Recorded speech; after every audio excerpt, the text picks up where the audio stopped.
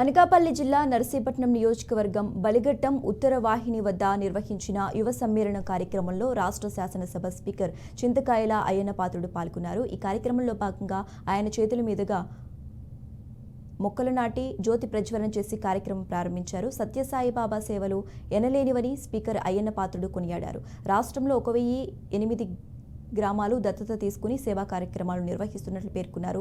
సత్యసాయిబాబా విద్య వైద్యంపై ప్రత్యేక శ్రద్ధ వహిస్తున్నారని, వారి పేరు మీద మల్టీ స్పెషాలిటీ హాస్పిటల్స్ ద్వారా ఎంతో మందికి వైద్యం అందించినట్లు తెలిపారు. ముఖ్యంగా యువత చెడు అలవాట్లతో భవిష్యత్తును పాడు చేసుకుంటున్నారని, వారు సరైన దారిలో నడిస్తే కృషి ద్వారా ఏదైనా సాధించగలరని స్పీకర్ అయ్యన్న భావం వ్యక్తం చేశారు.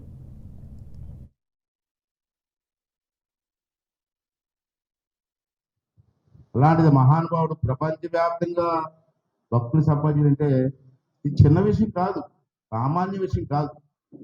ఎంతో నమ్మకం ఉంటే కానీ అవదు. నేను 2-3 సార్లు స్వామివారి పుట్టినరోజు కూడా వెళ్ళాం. అప్పుడు నేను మంత్రిగా ఉన్నాను. అనంతపురం జిల్లా మంత్రి గారు నేను కలిసి పుట్టపర్తిలో ఉండేవారు ఎమ్మెల్యే గారు, ఇద్దరం కలిసి వెళ్ళాం. అప్పుడు డైరెక్ట్గా స్వామి గారు రూమ్లోకి వెళ్ళి కలిసాం. ఇప్పటి వరకు జనాలతో కూర్చుండేవాడిని, నేను అందరితో. ఆ ఎమ్మెల్యే గారు నేను కలిసి స్వామి గారు రూమ్లోకి వెళ్ళడం జరిగింది. స్వామి గారు నిద్రున్నారు ఉండేవారండి, జానకిరామయ్య గారు. కలిసి ఫస్ట్ టైం డైరెక్ట్గా కలడం. 3 రోజులు పుట్టపర్తిలో ఉన్నాను.